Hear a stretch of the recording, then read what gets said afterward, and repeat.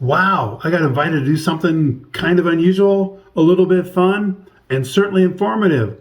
What was it? Stick around and find out next.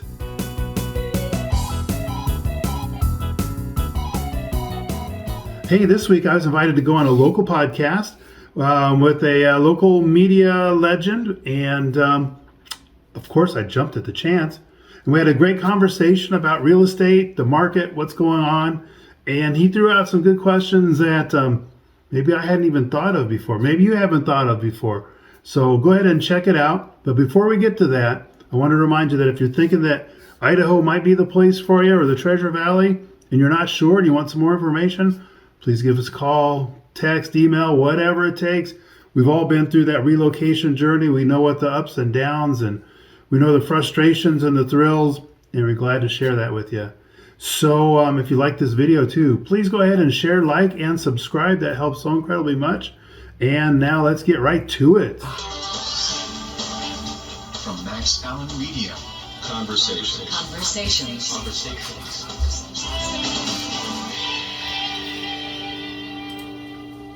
Well, heidi-ho, Max Allen here, Max Allen Live at 208-353-0701, 208-353-0701. I've got a really special guest, a personal friend, and a terrific guy. His name is Dave Edwards. He's with Keller Williams Realty Boise, and he's more than just a realtor.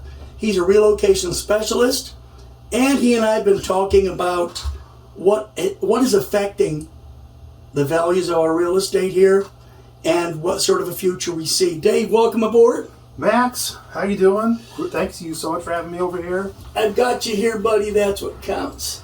So I guess I want to start right off by just let's get into the dip. Let's get into the deep. Fill it up. Hold that. There we are, Treasure Valley Dave. And helping you get home. Helping you get home. Yeah. Dave, you want to give us a phone number people can reach you at? Absolutely. 208-860-2004. That's 208-860-2004. All right, let's get right into this. Dave, yeah, I want to get into the phenomenon of out-of-state buyers. Now, a lot of folks throw the hard lip and say, you know, these communist Californians are invading, they're destroying our life. And to some extent, that's hyperbole. But what do you think of the fact that these are mostly retired people who are moving into Idaho, buying homes at extremely high prices, bidding on them to the point to where locals cannot afford to buy a house? That does not sound like a good situation. Does it sound like what we're facing? There might be some of that, but that's not all the story. Yep. Help me, fill me in, please. Let me just mention this real quick. Dude, so it's your show. This is what the Treasure Valley team is all about. We are here to give you the best experience possible in helping you figure out if Idaho is the place for you. It may not be, and we want to help you find that out as soon as we can in the process. And speaking of the Treasure Valley Dave team, I'd like to introduce you to, it's not just me, it's me, it's Maureen, it's Steven, it's Kelly, and starting on Monday, Aaron is joining the team. So it's all of us together, work hand in glove to make your whole experience checking out Idaho as pleasant and stress-free as possible.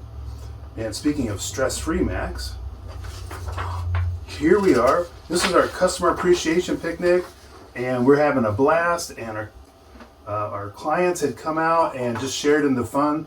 Got to meet other people that, to be honest, a lot of them came from California, and they're just having the best time ever. And it's such a blast to see, the change in their lives. You like my high-tech graphics? That was good. Yeah. So, yeah. I understand there are good people coming from California, and the fact that they're leaving shows they want to remain good people. That's very true. But I'm going to liken this to the situation on our southern border. How many can we let in before they totally destroy the economy?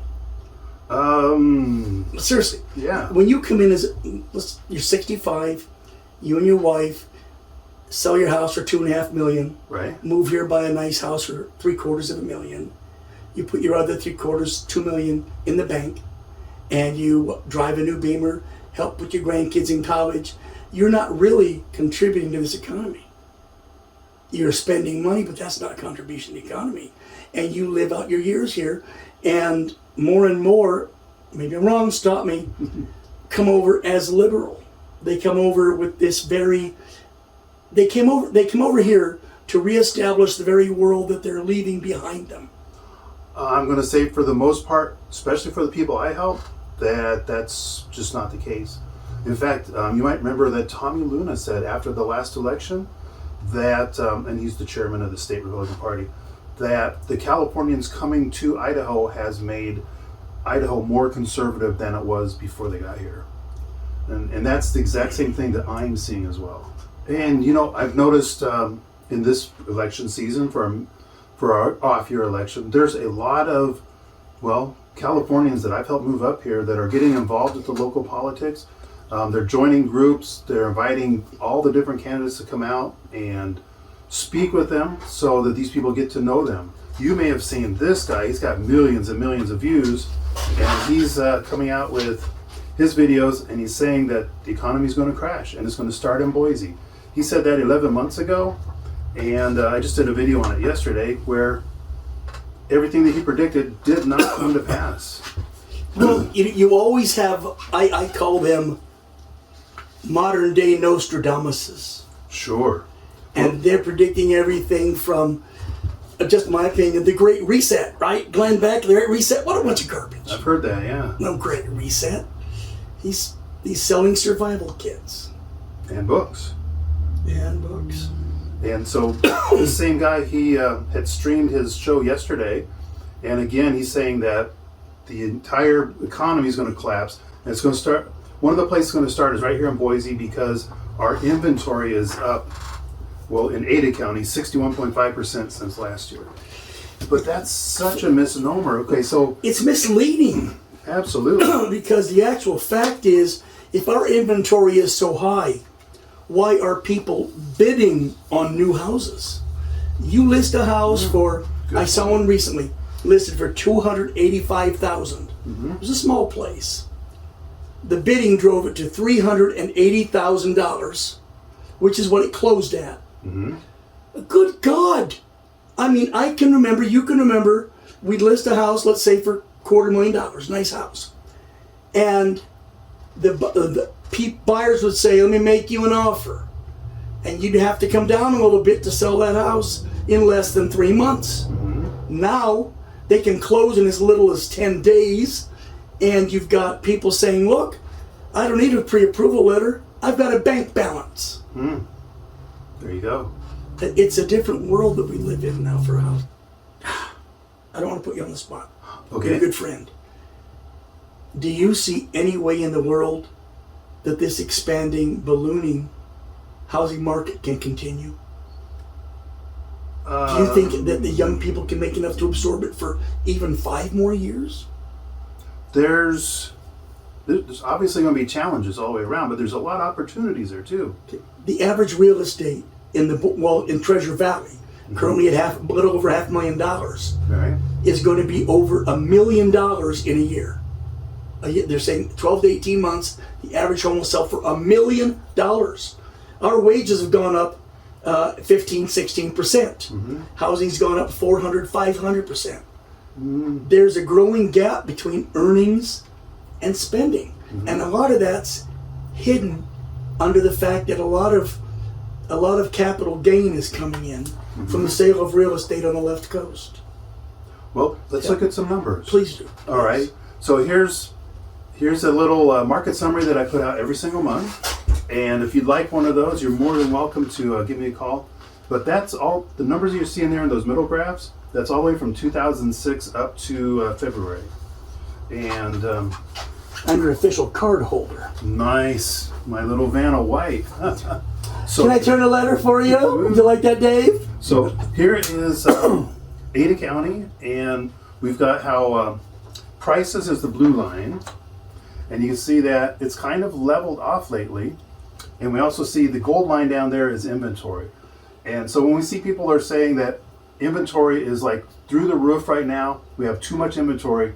Inventory right now is about 500, A year ago it was at 300. What I'm looking at compared to price, our inventory is in the toilet. We don't have a lot of houses to sell. But if you talk to that one guy that I just showed you has that YouTube channel, he's saying that we have so much inventory, the crash is going to start because builders have to start dropping their price. So now look at that blue line though. See it rockets up back during the 2000s, but it's This is the 2000s now. Early 2000s. Okay. What's the blue line? The blue line is prices. Oh. See how they've kind of leveled up. Yeah, I mean there's a little trickle going up, but for the last several quarters, it's not been too bad. So we're seeing right in here where prices seem to be leveling off. Right. Inventory is up a little, but not very much. It's still pretty low. It's still low. So this guy who says we have a high inventory is talking through his nose hole. Yeah, and he's from Dallas, and all he knows is I'm not sure what that means, but he gets all of his numbers from the Realtor.com MLS, and the same place where we get them. Apparently, and I can't speak for the entire country like he does. He may be going to the big magic Zillow. Oh, there's an authoritative source for you. But he doesn't have context behind his numbers. So we do here. Question. Sure. Okay. My wife surfs the web. She goes through all of these various websites that I tell her to stay away from and looks at houses. It seems to me that there are new homes under construction scheduled to be finished in the next X number of months. Mm-hmm. And I'll see a price listed on that home that is lower than an existing home. And I've called one of the builders. He said, we don't take bids on this. Mm-hmm. He said, we list the price, somebody buys it. First come, first serve. Yep. Yeah. And what I'm wondering is, there's something that's nice. It's like 1,500 square feet, 3 bedroom, 2 bath, cute little yard, nothing huge, maybe 1/8 of an acre. Mm-hmm. It's nice. Quiet suburb, it's a little 2-story thing. Or actually it's like sort of split level, whatever they call it. It's nice, and it's going to sell for $345,000. I can't go into the surrounding neighborhood and touch an existing home of that size for that price. Mm-hmm. How is that? Help me. Well, for one thing, they're not building existing homes anymore. They're only building new ones. So there's no more existing homes to sell. Okay, but isn't it like, I'm stupid, so help me here. I can buy a used car for $30,000 or a new one for $28,000. Mm-hmm. Think I'll buy the new one. And that's exactly what we're seeing. And it's these houses. Okay, I go to an existing home, and when you buy a home, let's say I bought a 25-year-old home. Okay. In a quiet Nampa neighborhood. Sure. Is there any kind of a guarantee on the house? You can warranty? You can buy a home warranty, sure. There's several different companies that do that. Because when I buy these new homes, they have these great builders' guarantees and warranties. Yep. For 10 years, we'll fix this. For 5 years, we'll do that. Your appliances carry blah, blah, blah. And it costs less. And I guess, okay, so I've got a yard that's been hydro-seeded. Mm-hmm. And I got shiny new cement that we don't know if it will be there next year. But, I don't know, what is it about an existing home that's more attractive than a brand new home with equal features? Could be location, and oftentimes it's the mature landscaping. The big tree-lined streets.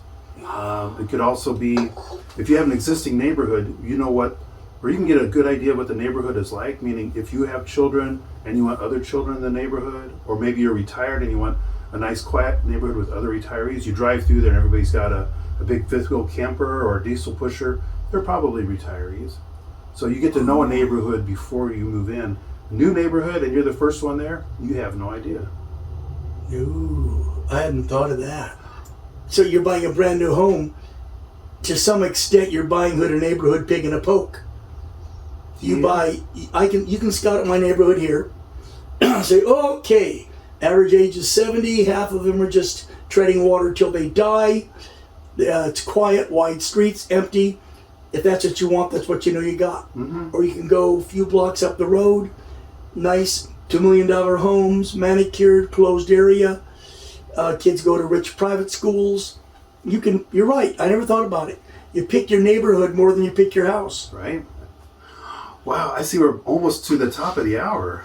Yeah, we've been an hour on this one, bad boy. This was a fast, fun hour. Isn't that The something fastest hour on the World Wide Web. It's. I thought I heard that somewhere. You know what I heard too?